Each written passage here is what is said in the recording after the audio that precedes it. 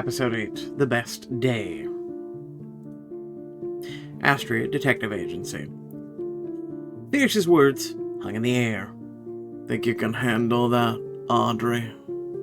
For a moment she was transported back to her childhood so vividly that her heart sank. The world began to rapidly lose its color. The intricate patterns of the marble floor vanished along with the gold in Somnus's hair and the playful sparkle of the crystal chandelier above her head. Everything was overtaken by a nauseating, chilling sense of restraint. Audrey instinctively forced a smile, the same one she used in her old world. It was familiar. She knew exactly how to survive in it.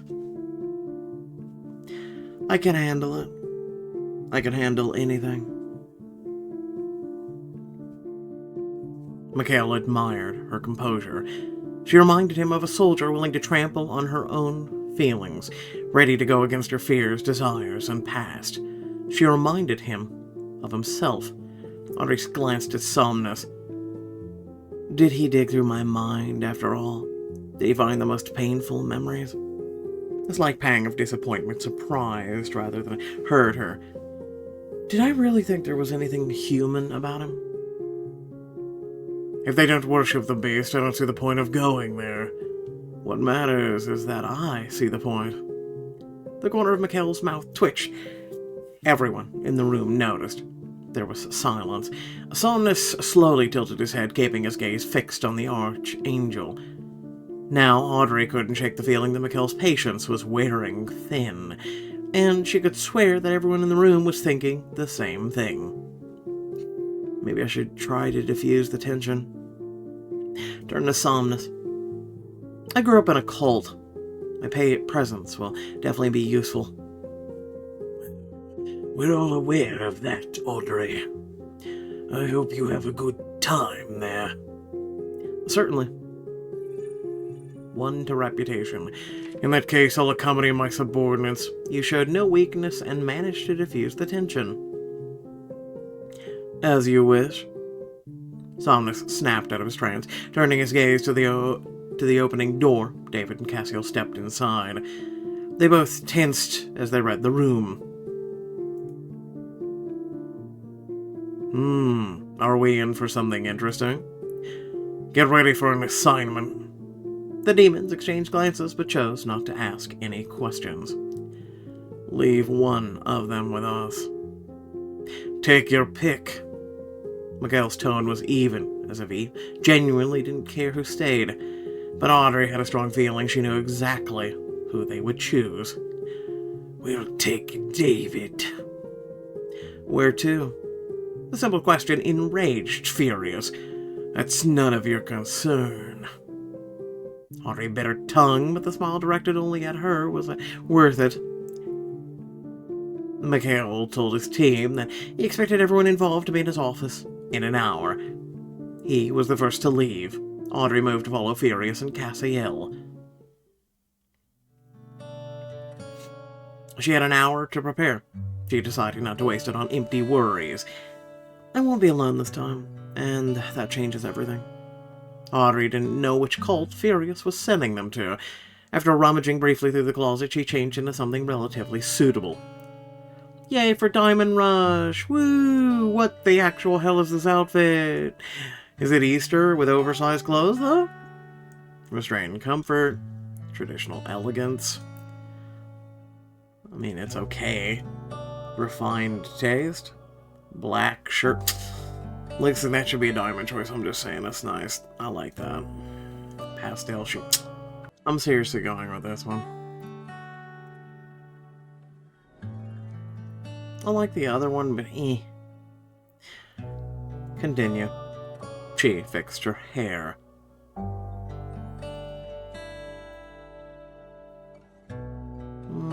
It's okay.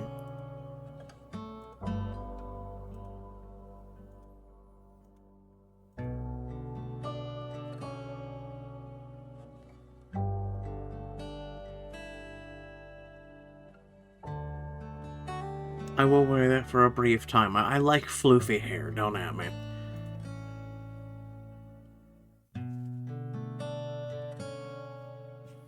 Cassiel was already waiting for her in the hallway.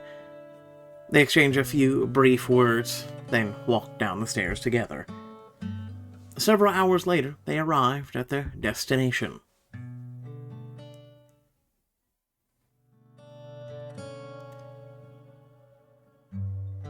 This time, there was no need to check the address or ask for directions. The path was paved by a human stream that flowed unevenly towards a common goal. Her colleagues entered it like a river. The current swallowed up the newcomers. Faces surrounded them all sides, desperate, inspired, lost in thought. Audrey strained her ears. She tried to pick out something meaningful from the noise. A name, a purpose, rules, anything that might tell them what they were up against. But only questions grew around them. The people were trying to figure out what awaited them too. They don't even know who they're moving towards? Cassiel roughly shoved by an unknown man aside and stepped closer to her. "Stay close, Audrey." Mikhail led the way. The human stream parted as if sensing the Archangel's power. He spoke to the guards at the main entrance.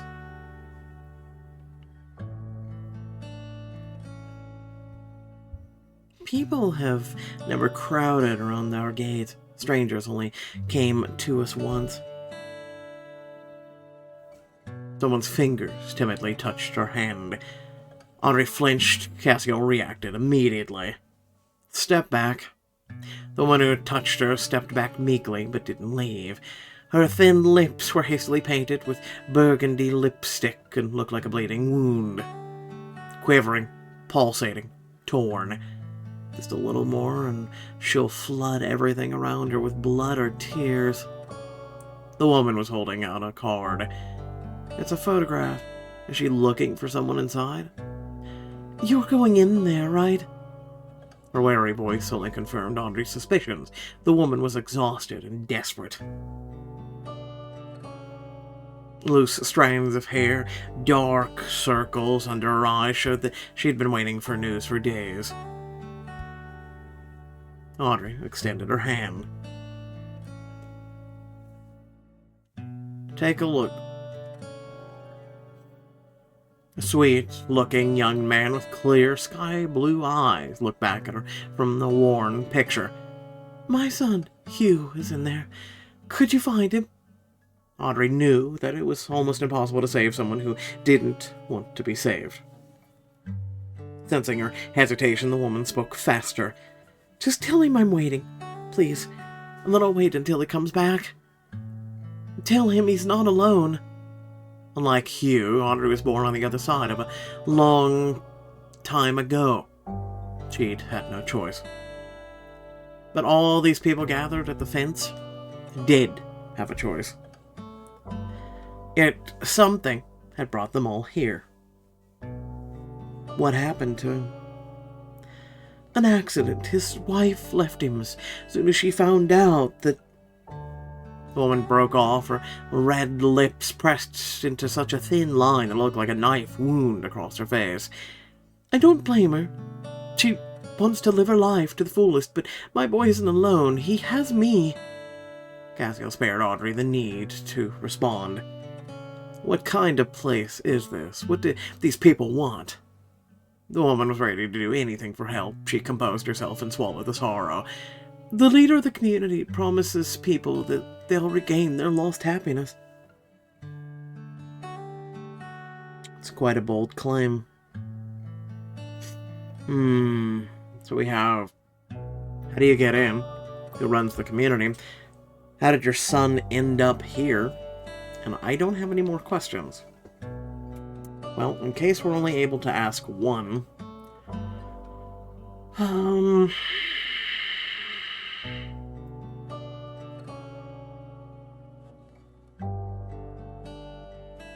Who runs the community? They say he's just a regular farmer. They're always just regular folks. Family men, pastors, farmers. How long has he been doing this?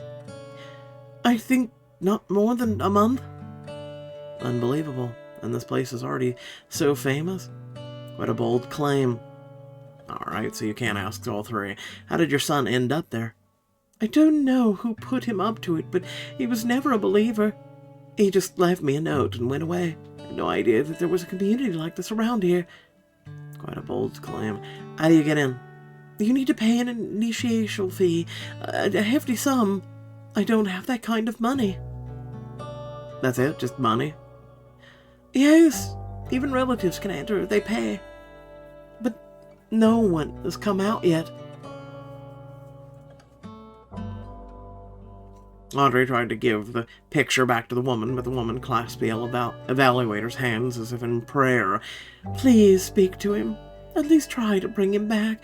I am begging you. I doubt I'll even be able to find him. What would be better for her? The bitter truth or comforting lie? I mean, if I see him... Sure, if I don't... Alright, I'll try. Cassio frowned disapprovingly. He added, but we can't promise anything. The woman nodded frantically. Tears welled up in her eyes. That's all I ask. Thank you, thank you.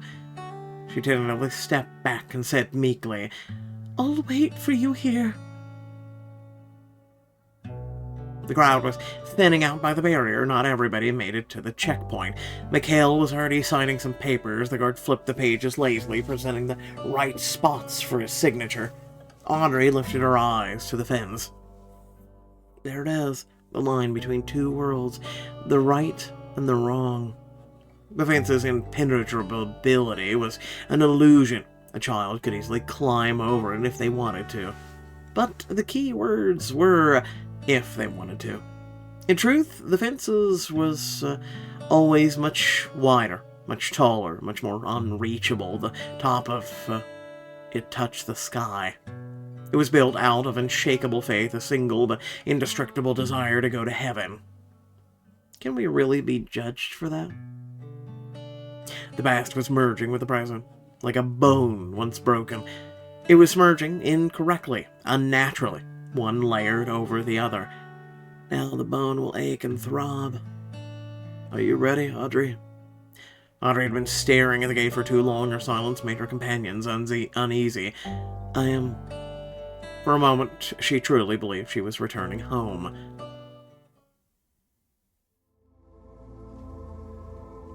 The images she had in the past were not bright, but they all had not faded with time. With her eyes closed, Audrey could easily imagine a follower of the community in a vivid detail. White blouse, long burlap skirt, neatly tied hair, short trimmed nails, tiny cracks in the skin of her fingers, shoes of cloth without heels. The same smell on every passerby, the same face on all of them. Her mother's image was the only one she could make out. Like everyone else, Audrey had learned to keep her head down and never look up from the moment she could walk. The women never showed their faces. The men were too tall to see clearly. This place doesn't look like a religious community. Audrey agreed with him completely. There was colorful chaos here. Audrey remembered how dizzy this chaos had made her the first day she stepped outside the walls. The unfamiliar world sped by outside the car window, noisy, bright, terrifying. The social worker had tried to cram everything Audrey had missed in her years of confinement into her head in a few hours. Her head swelled from the words. It pulsed, ready to burst. The professional mask of sympathy didn't soften the truth that spilled from the woman's mouth. Everything is going to be all right now, the social worker muttered. Audrey couldn't hold it in any longer. She threw up.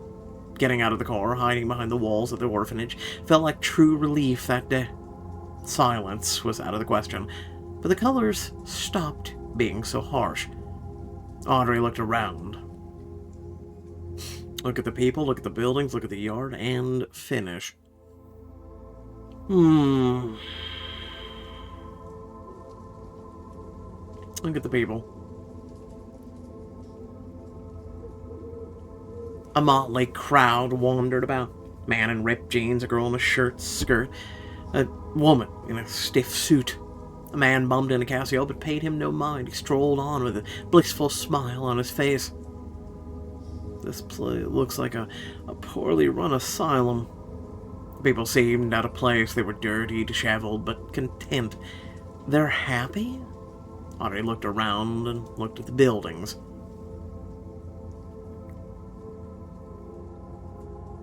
None of the structures resembled a church or anything remotely like it. The dormitories were clearly makeshift, intended for residents. Dining tables were set up in the open air.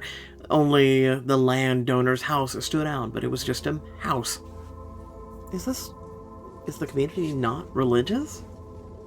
Audrey looked around and at the yard and finished.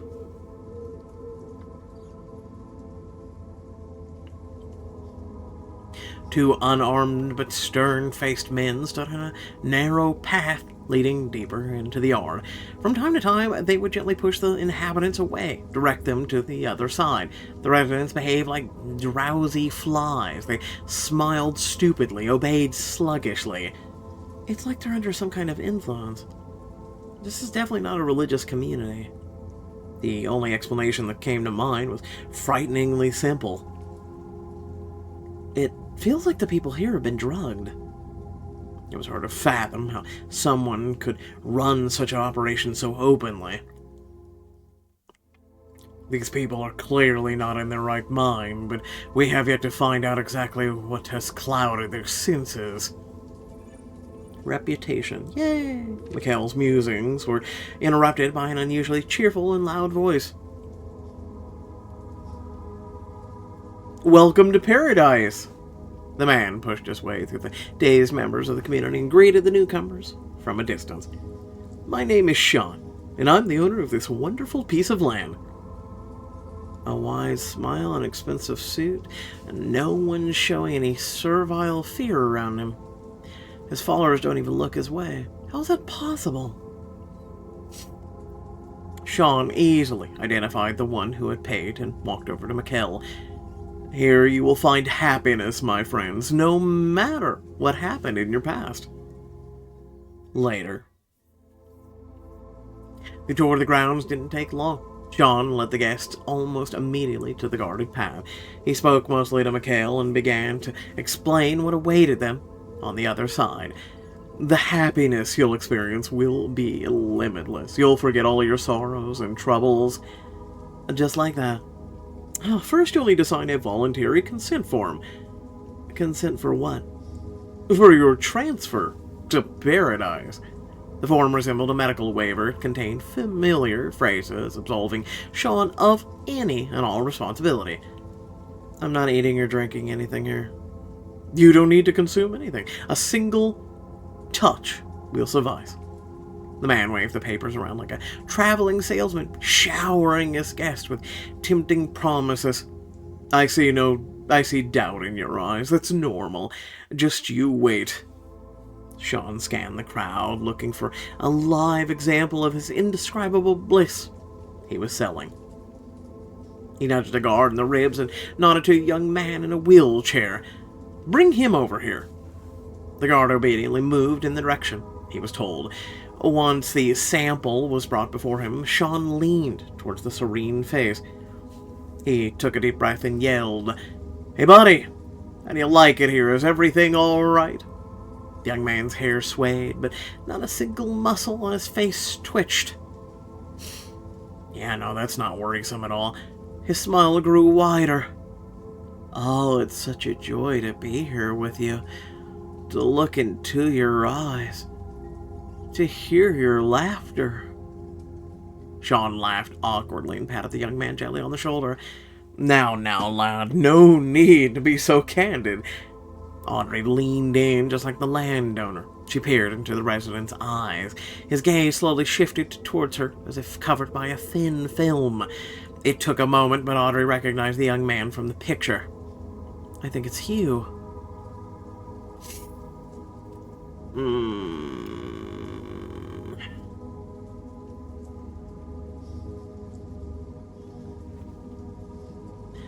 Ask who he was talking about.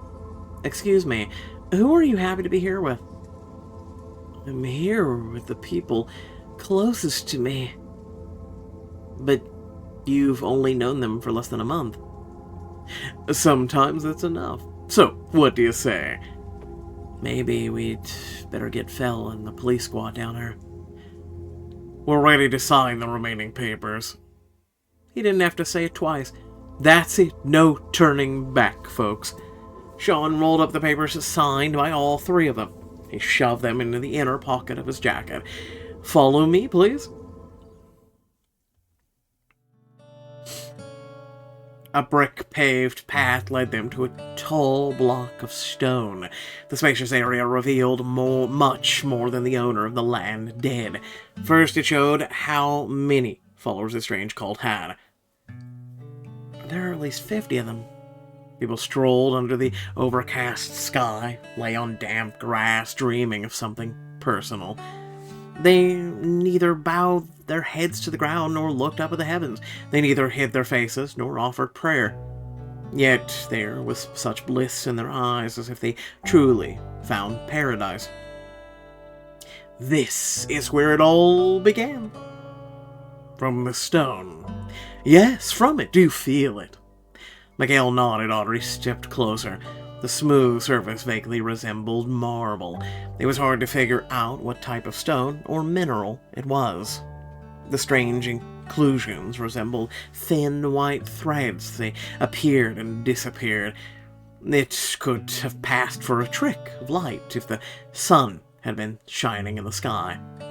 All you need to do is touch it and wait. What's going to happen? Sooner or later, it will take you. You'll be freed from all your troubles as you enter paradise on earth. Path of faith. Audrey stepped close to the stone. She listened to the sensations in her body. Her fingertips tingled with the thrilling anticipation of something incredible. Butterflies fluttered in her stomach. Suddenly, Audrey felt love. For the people around her, for herself, for the entire world. Well, if you have no more questions, I won't keep any of you longer. That's it. Learn more about the stone. Excuse me, but how did you even find it? Well, I bought this land half a year ago. I was planning to grow barley here for whiskey. I got this lot for next to nothing. The whole place was overgrown. The grass was knee-high. There were snakes everywhere. It was a nightmare. I had to bring in some serious equipment to get it in shape. Why so cheap? The land is huge. They say there used to be a church here where they worship the devil. But it got burned down centuries ago. Maybe it was all just stories. But I think it was the snakes. They couldn't sell it because of them. Surely no demons could live on the land that grants entry to paradise, right? They die instantly, right? Every last one of them. Psst, Cassiel, how you feeling over there, buddy?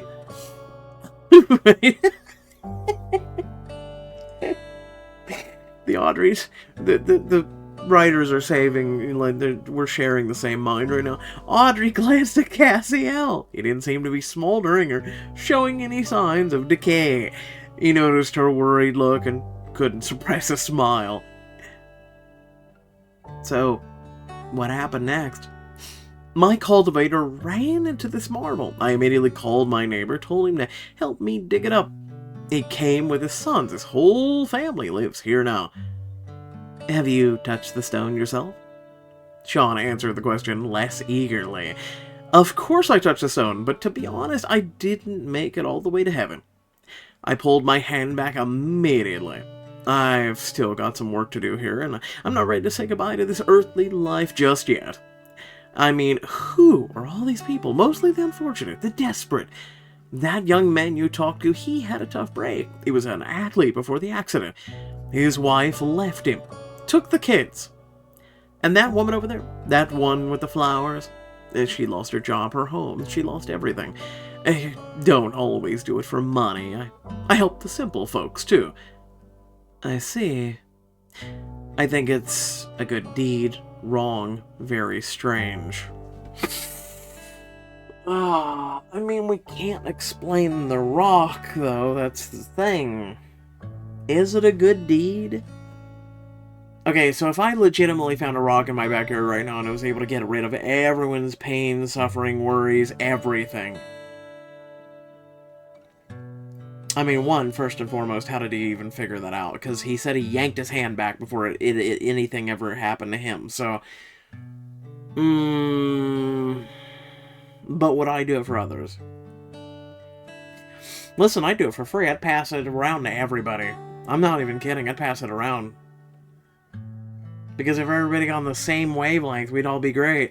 So I'm going to go with it's a good deed. All people have a right to happiness.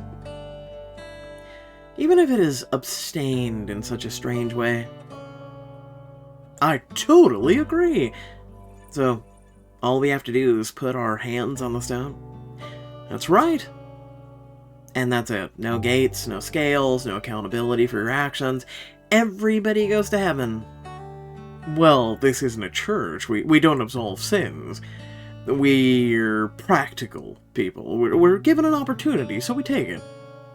Miguel's full attention was focused on the stone. He wasn't even listening to the conversation with Sean.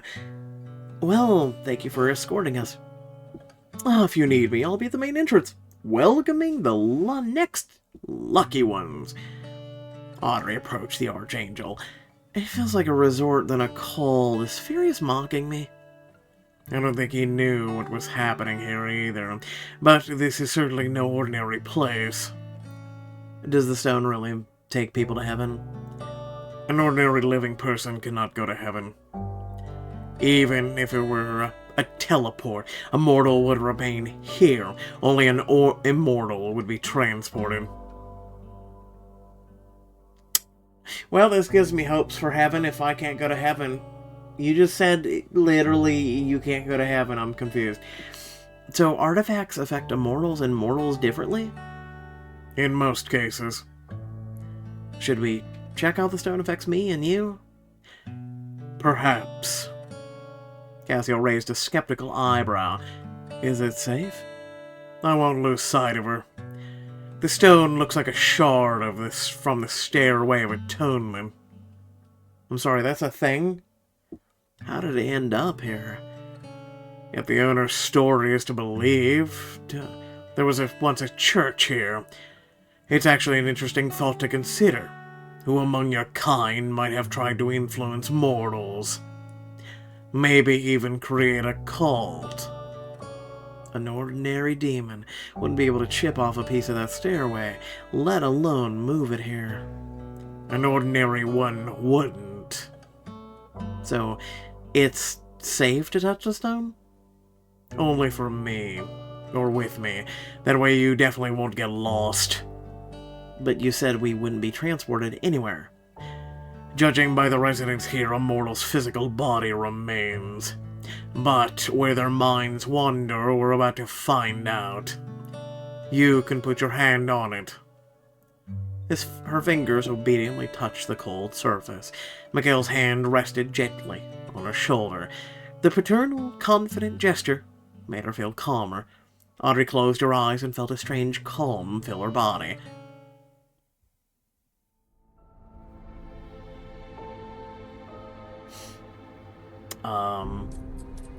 Don't resist because Mikhail said he'd save us or protect us.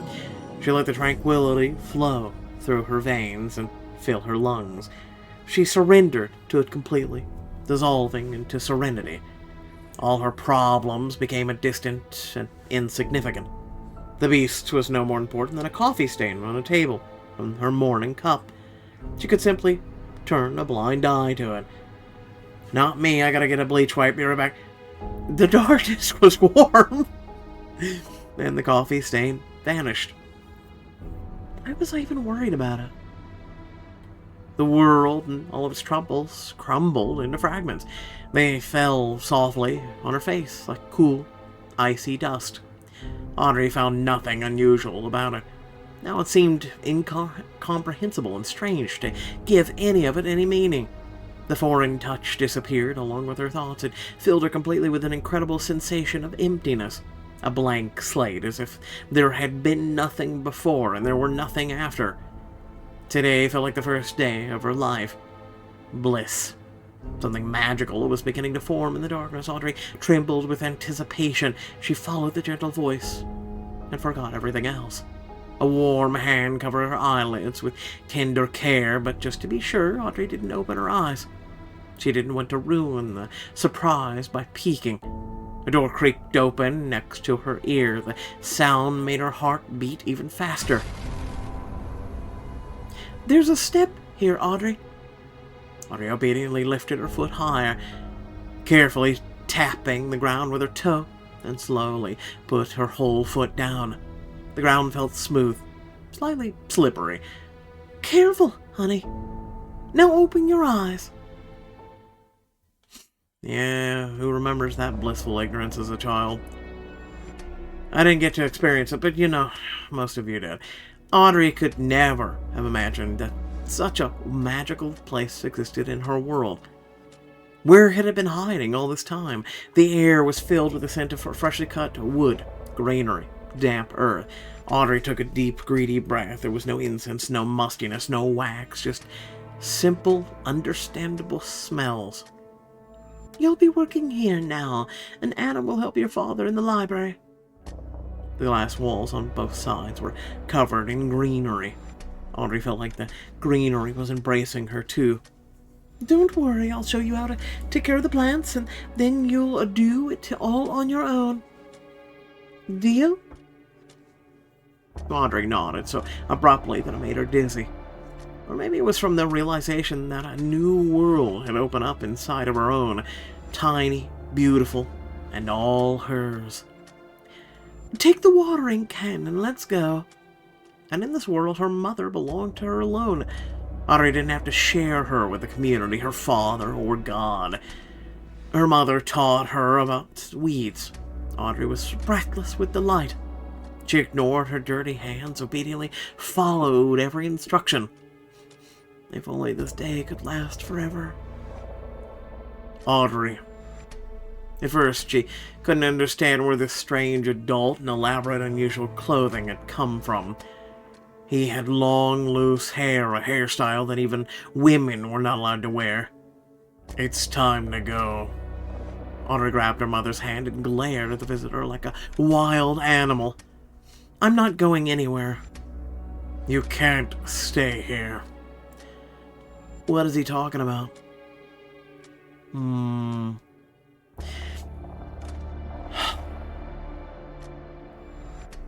I mean, so if we really lost all sense of being, where we are, etc., you would innately hide behind your mother, or say nothing.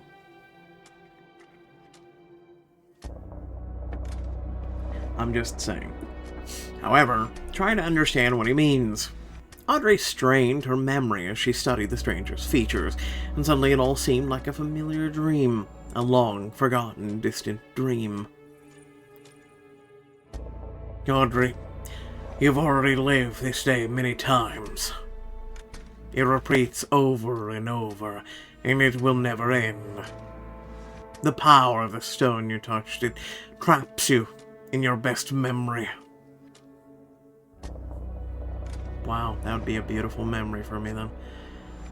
"All of this is your past. You are no longer a child."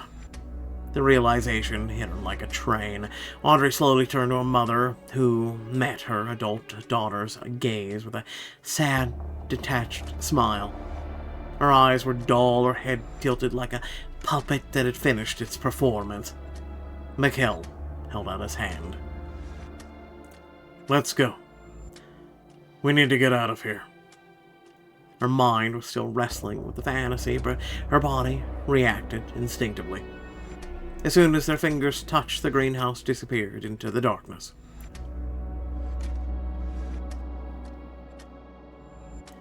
Then Mikhail brought her to another familiar place. "Are we back at Astrea?" Mikhail released her hand and sat on the edge of the desk. "No, this is my memory. We'll be leaving through it. I can't lead us out through yours." Audrey couldn't suppress her curiosity. She looked around the office, first stealthily and then openly. She saw nothing out of the ordinary. "Was your best day when we all left you alone?" "No. My memory's behind that door waiting for me to open it. I see. The smile faded from his face. Who could it be?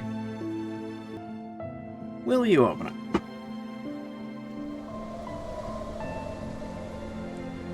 it? It seemed that Mikkel lacked the courage to do it himself.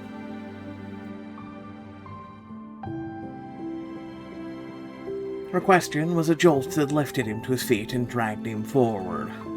He touched the handle, paused, and listened. It was quiet behind the door. No one knocked, no one pushed. It was a patient wait on both sides. Andre watched as his chest rose and fell slowly.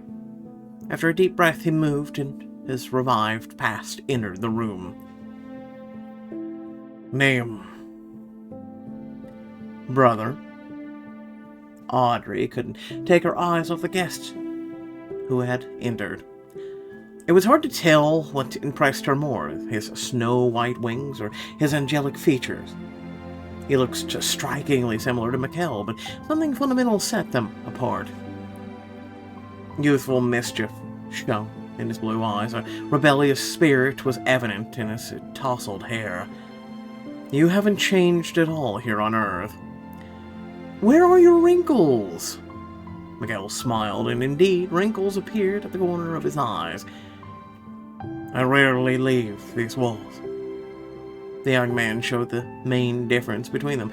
Without hesitation or restraint, he hugged his brother tightly. He squeezed so hard that Mikkel had to pat him on the back just to catch his breath. Oh, you rarely leave these walls, huh? All that excitement passes you by. And you're throwing yourself into the thick of things as usual. Nahum didn't reply, but the playful twinkle in his eyes confirmed Mikkel's guess. Where have you been for so long? I was afraid your adventures had led you to an early grave. Nahum held his brother by his shoulders, radiating happiness. And this light melted the ice that had become a familiar armor for her stern boss. I've been opening my eyes, Mikkel. I used to think I had as much time as I wanted, and I forgot about it. But then I realized the truth. And you came to me. I came for you. Here you see even less than mortals you settled among. Sheppa put you in a cage like a pet. You don't even know what's happening in our vast world. It's like he's trying to sway him. Is he trying to save him? Nahum's angelic features were undeniably charming, but Mikkel obviously didn't go with him. Did he put duty before his own life? Stop it, brother. That's youthful rebellion talking. Your blood is boiling, it will pass. Nahum wanted to argue, but Mikkel didn't let him. I'm glad you're here. Audrey felt awkward. She didn't want to be an unwitting spectator to this family reunion, but on the other hand, he had opened the door himself. He was very aware of the reality, even though he was acting really strange at the moment. It's like he doesn't know where he actually is. While Audrey struggled with the awkwardness of the moment, Nahum disappeared. Mikkel sank back down on the edge of the desk, but now there was far more apparent sorrow on his face. Is Nahum gone? He's behind the door, waiting for me to open it. His memory ended so abruptly. Why? You don't remember what happens next? He stared at the door, fighting the urge to open it again. I do. Next, I'll ask him why he came. Then, we'll never see each other again. For some reason, the scene left a strange aftertaste. For my own memory left the same feeling. The emptiness that comes with the realization that everything has an end. She wanted to comfort him. I could...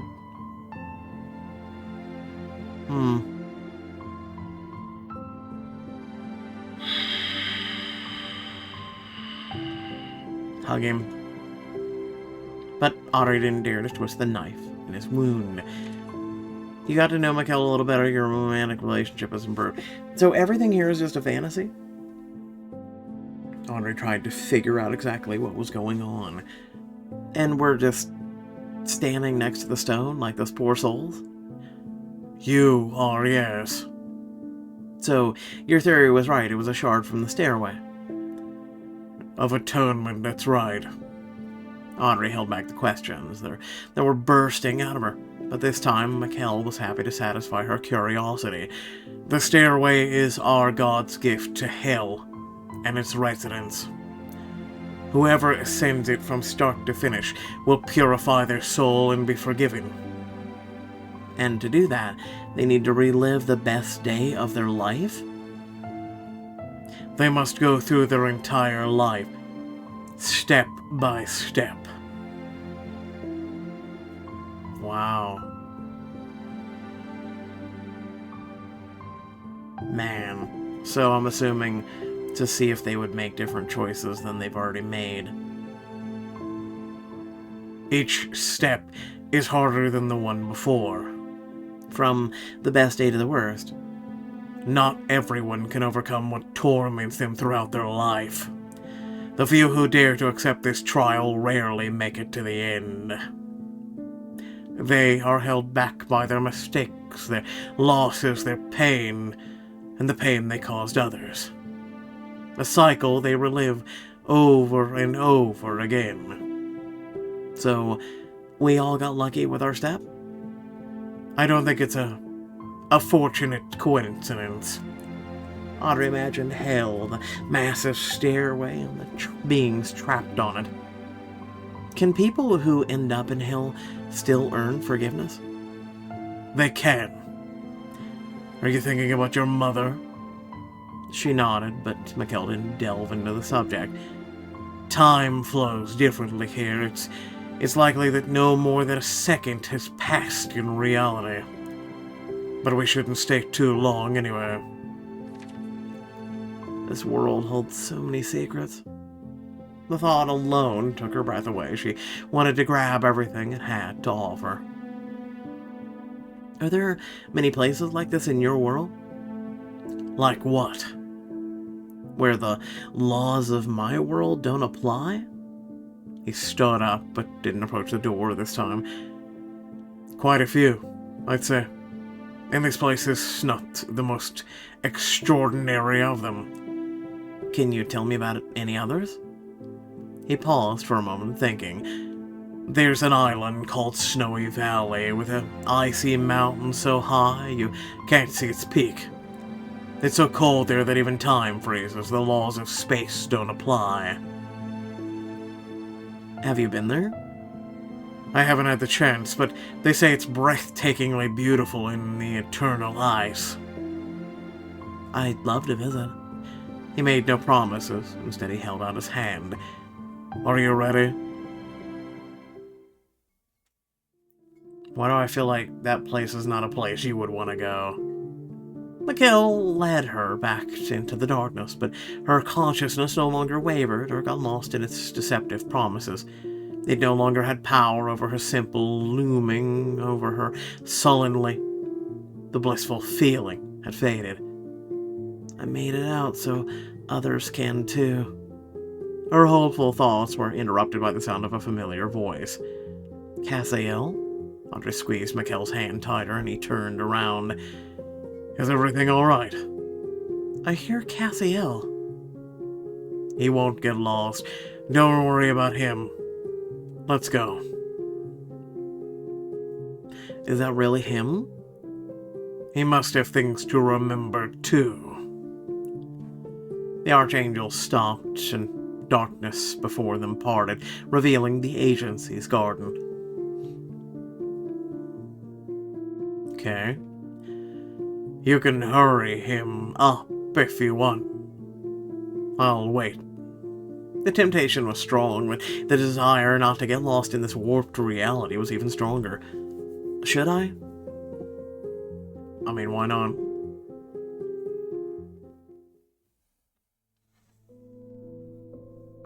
Audrey let go of Mikkel's hand when her feet touched the soft grass of the garden.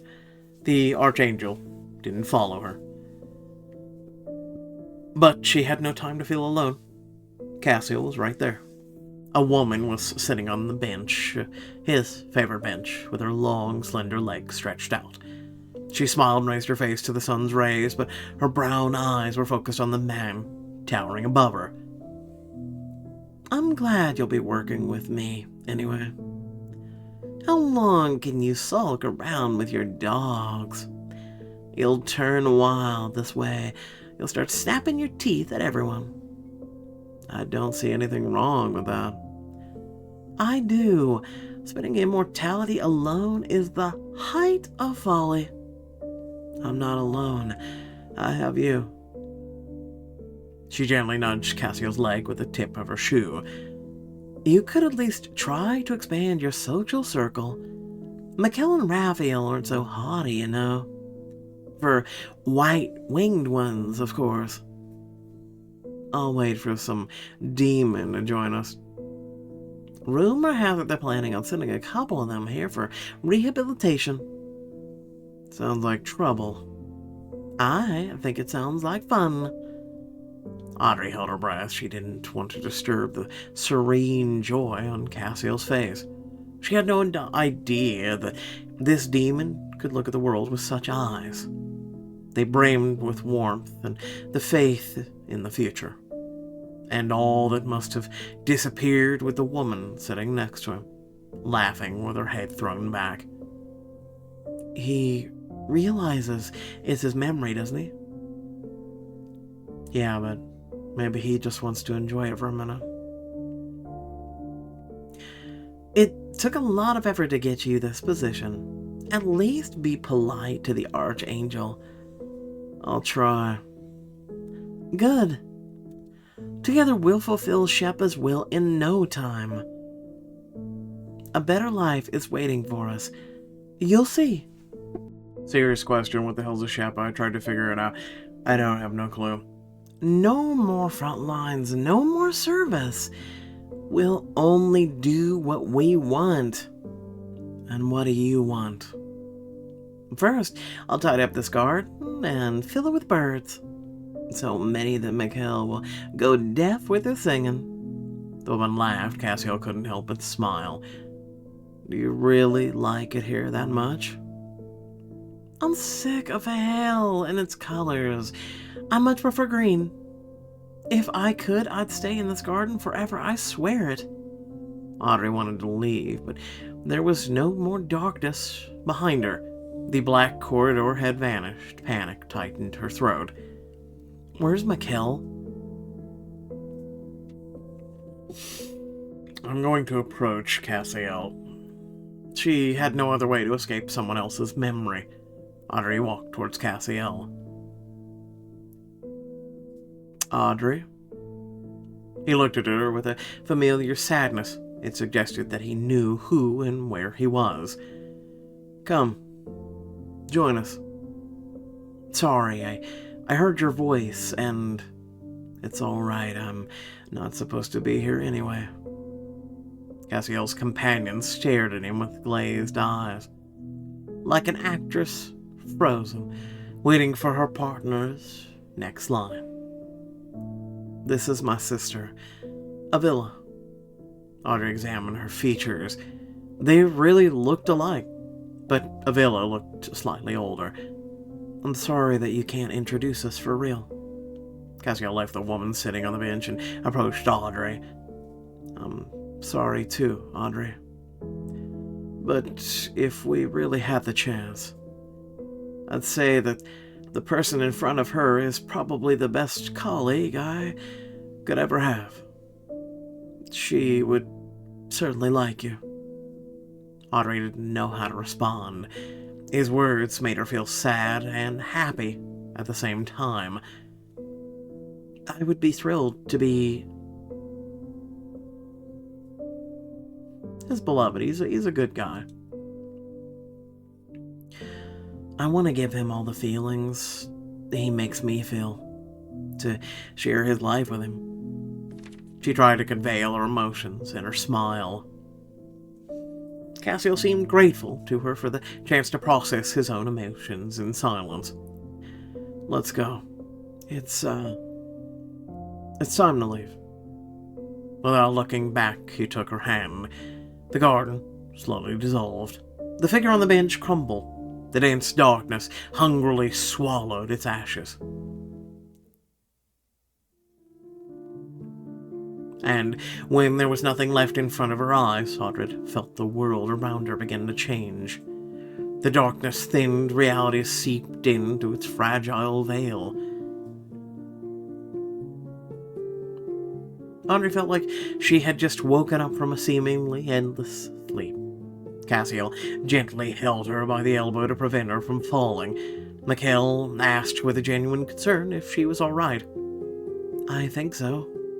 Her body insisted that it was worn out and needed rest, but her surroundings didn't seem to have changed at all. The same people were still wandering around, busy doing the same things. It's like we only were gone a few seconds. Can you stand? Yes. Cassio released her arm and turned to the Archangel, awaiting instructions. Mikhail was lost in thought. He was in no hurry to give orders. So how do we bring all these people back to reality? I'm afraid we can't. But you pulled me out. We never lost sight of you, and we entered the space together. I held on to you, if you remember, but I don't know where these people are. So we're just going to leave everything as it is? No. This stone must be destroyed. Destroyed? But what about other people? What will happen to them? They'll forever remain in the state that they're in. They will lose their final connection with their physical shells, which will cease to function. Their souls will remain forever trapped in that one day. But that's murder.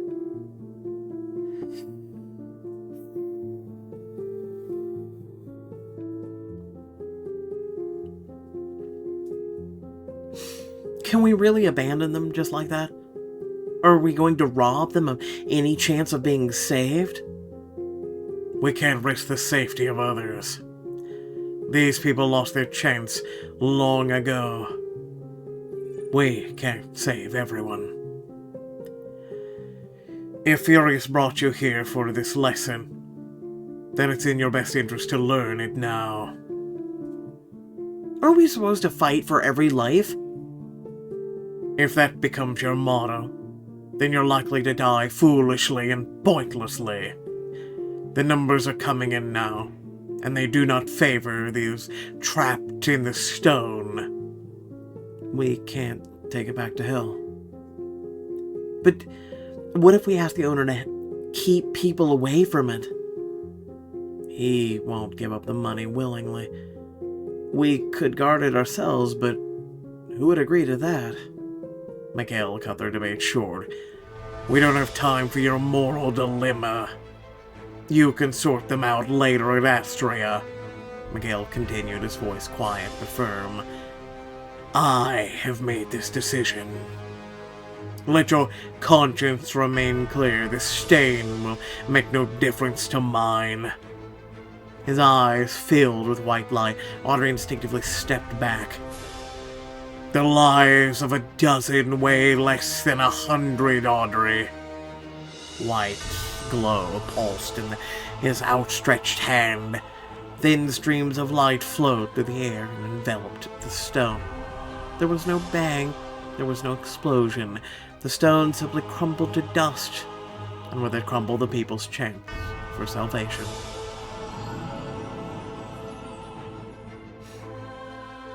One by one, lifeless bodies fell to the ground.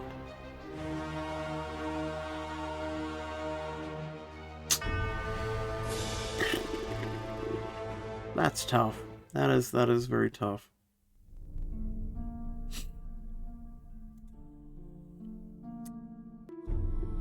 So we got 4 faith, 3 reputation, some diamonds. Other than that, I'll say the following. First and foremost, if you did enjoy this video, please support. Like, share, subscribe, share, leave a comment, let me know your thoughts. But, alrighty then, let me just say the following. Things like this is one of the reasons why I struggle with religion. Because this is very much a fundamental thing. So, here's how I look at it, and I'll just keep this short and sweet. So, let's just say you had 20 people there. Let's say you had 50 people, right? So, they touch this stone. They unknowingly, unwittingly came to this thing, and they're told that this will help set you free from your burdens, right? This will, like that kid in the wheelchair, right? Like, whatever happened to him, he's in pain physically, probably emotionally, struggling. His wife left him, his kids left him. Like, the guy's really struggling, right? And he could have been a saint, but he really struggled, and he heard about something that would help him heal. Like, that was part of the thing, as it would help him heal and get over it and the whole 9 yards. So, you touch it, and boom. Okay, you're stuck in this thing that, yeah, you may not even go, like, the guy may not have even been destined to go to hell, right? So he wouldn't have needed to touch that stone. He wouldn't have needed to touch the stairwell.